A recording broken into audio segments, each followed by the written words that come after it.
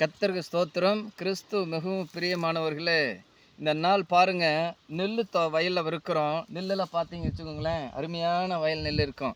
ஆனால் சங்கீதம் 139 சங்கீதம் 4 சொல்லுகிறது, என் நாவில் சொல்லு பிறவாததுக்கு முன்னே கர்த்தாவே அறிந்திருக்கிற தேவன் தாவீது சொல்றாரு.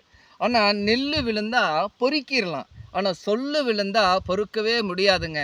யாக்கோபு 3 அதிகாரம் 8 சொல்லுகிறது, நாவை அடக்க ஒரு மனுஷனால கூடாதான். நாவை அடக்க ஒரு மனுஷனால கூடாது.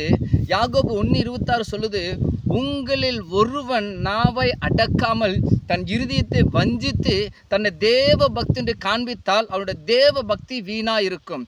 சொற்களில் நம்ம ரொம்ப கவனமா இருக்கணுங்க. அதாவது நீதிமொழிகள் 10 அதிகாரம் 19 சொல்லுது, சொற்களில் மிகுதியில் பாவம் இல்லாமல் போகாது, தன் உதடுகளை அடக்கிறவன புத்திமான். கர்த்தாவே, இதை பார்க்கிற கேட்கிற ஒவ்வொருவருக்காக நன்றி செலுத்துகிறோம். இளம் தலைமை வருகிற பிள்ளைகளில் சொற்களில் கவனமாக இருக்க கர்த்தர் கிருபை தாரும். நீர் மட்டுமே மகிமைப்பட போகிறதுக்காக ஸ்தோத்திரையா. சொற்கள் இருந்தால் பொறுக்கவே முடியாதையா. நெல் விழுந்தால் பொறுக்கிடலாமாப்பா. அநேக பிரச்சனத்தில் உள்ளத்தில் இருக்கிற அவங்க பிள்ளைகளை கண்ணோக்கி பாரும். நீர் மட்டுமே மகிமைப்படும், காத்துக்கொள்ளும். கர்த்தராகிய இயேசு கிறிஸ்து நாமத்தில் கேட்கிற நல்ல பிதாவே, ஆமீன்.